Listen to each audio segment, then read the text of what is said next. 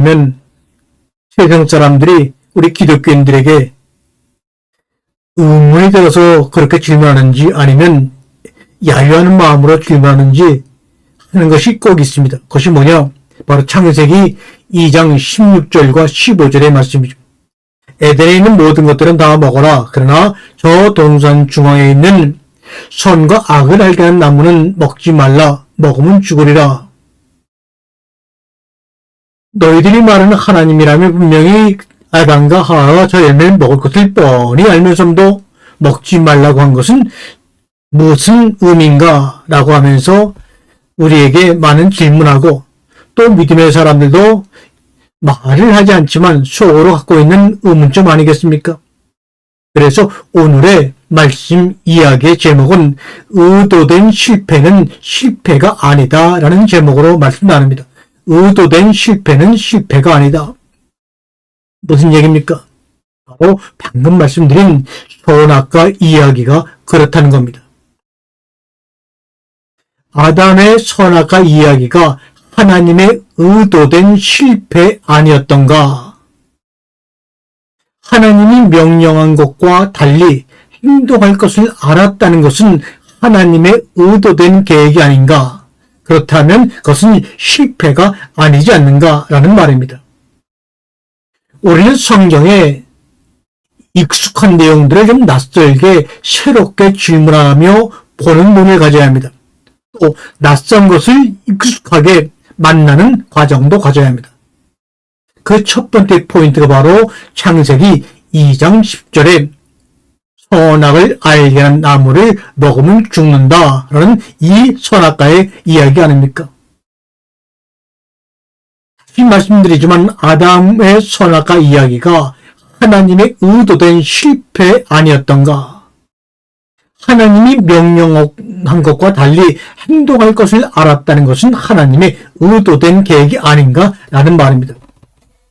그럼에도 불구하고 우리 사람들은, 인간들은 그것도 모르고 스스로 자책하거나 어떤 교회에 붙잡혀서 2000년이라는 세월을 원망하며 핫세월 보냈던 것은 아닌가 한 번쯤은 생각해보자 이 말입니다.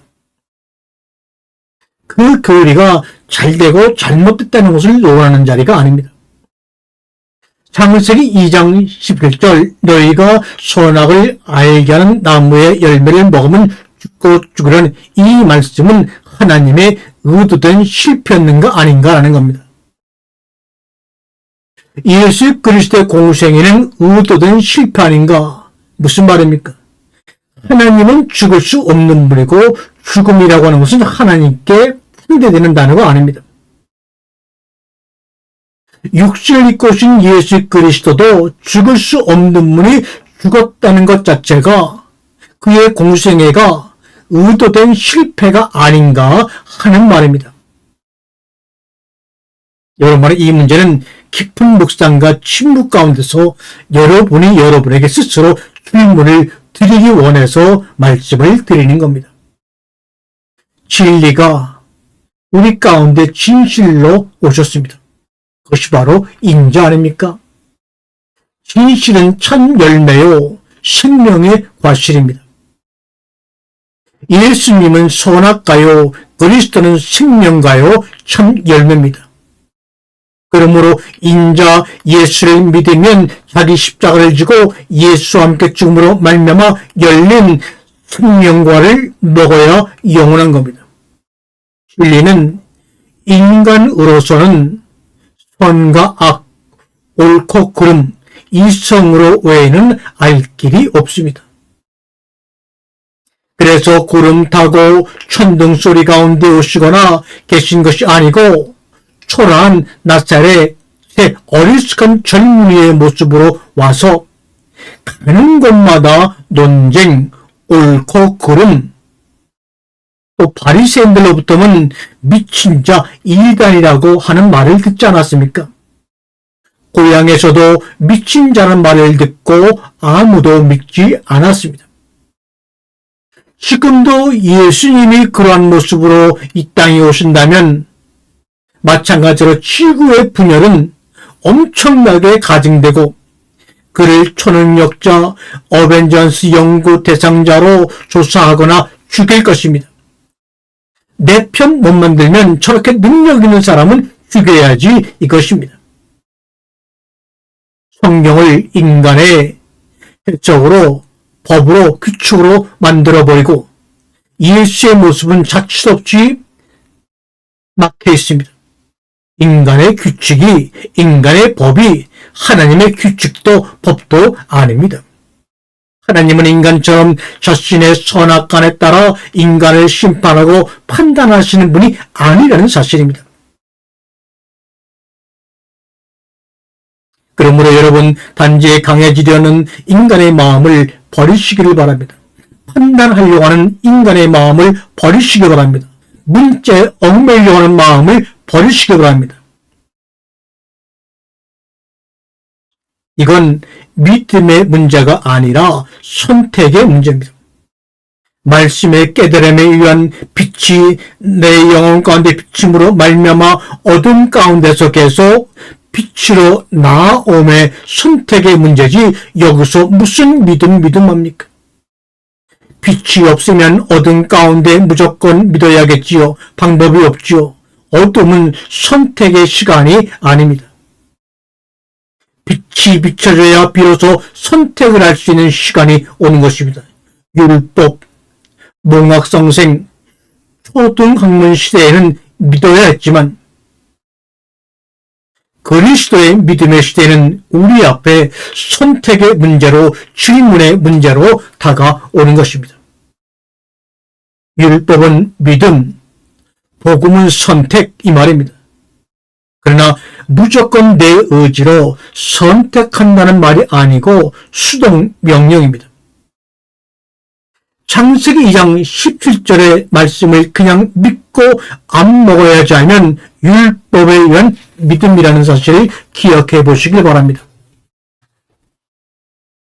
여기서 신약으로 한번 뛰어넘어가서 예수님, 우리도 저들처럼 바리새인들처럼 기도하는 법을 가르쳐 주세요. 기도문을 주셔요 했을 때 주님께서 그들에게 주기도문을 주었고 우리도 주기도문을 늘 정말 가지고 기도하고 예배 시간에도 많이 사용합니다.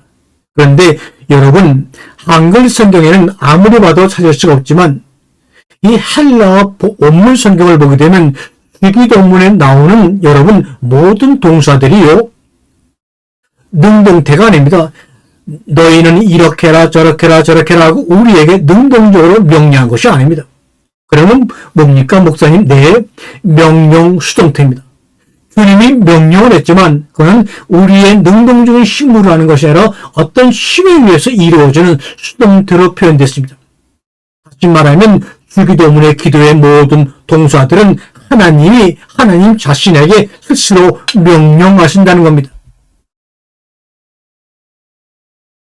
마태복음 4장 11절에 회개하라 했을 때 회개하는 시점은 아무 때나 하게 되는 것이 아니라 이때부터 무슨 말입니까? 빛이 임함에 어두운 내 마음 가운데 빛이 비치는 순간부터 빛을 통해서 나도 모르게 수동적으로 회개를 하는 것이지 내가 믿습니다 라고 하면서 하는 회개가 아니라는 겁니다.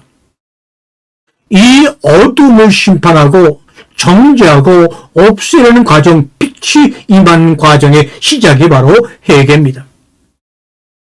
이 과정을 인간 측에서는 회개한다고 표현했고 하나님 편에서는 심판이요 정죄라는 말을 쓴 것뿐입니다.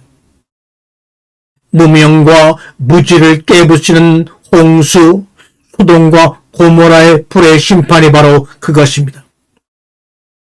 무명이라는 것이 뭡니까? 없을무, 이 빛이 명 아닙니까? 빛명. 내 안에 빛이 없는 어두운 상태, 그 무명의 상태가 바로 창세기 1장 2절의 혼돈과 공허와 흑암의 상태입니다. 누구든지 막론하고 빛이 임하기 전까지는 어둠을 인식할 수가 없어요. 빛이 임하기 전까지는 이름이 뭔지 정체가 뭔지 알 길이 없어요. 그런데 그런데 빛이 임했는데도 아직 어두움에 있기를 선택하는 무리들이 바리새인이요, 서기관이요, 유대인들이요, 큰 아들이요, 이방인이요, 마귀의 자식들입니까? 믿음은 일방적이지만 선택은 가르침의 문제가 아닙니까?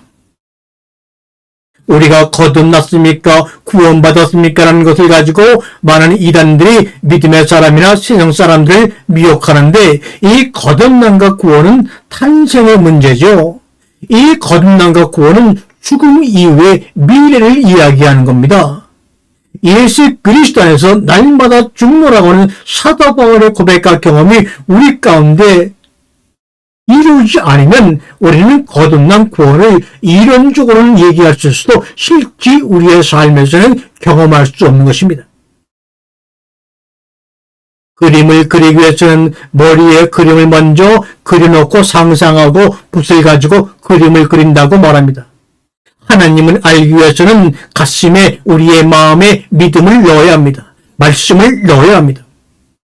그래서 믿음은 작은 갈등과 설렘과 그리고 호기심이라고 표현할 수가 있습니다. 죽음이라고 하는 것, 죽음 이유는 오직 하나님을 통해서만, 말씀을 통해서만 볼 수 있는 세상입니다. 모르는 것은 모두 비밀입니다. 알고 있는 비밀은 능력입니다. 기도가 알미 행동하면 그것은 확인이요 인증사입이 되는 것입니다. 다른 믿음을 담아서는 안 됩니다.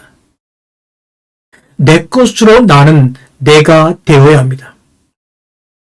사랑하는 성도 여러분이요, 진리가 되어 생명의 과실로 진실로 돌아온 하나님의 아들이 빛으로 웃음을 내는 불판의 외침, 천지를 울리는 진동으로 굳은 마음이 터지고 땅들이 터지고 터진 틈새 사이로 생수가 넘쳐 흐르고 빛이 새어나오는 그 장면을 보기 원하는 간절한 마음으로 오늘 말씀을 여러분과 함께 나누었습니다. 아멘.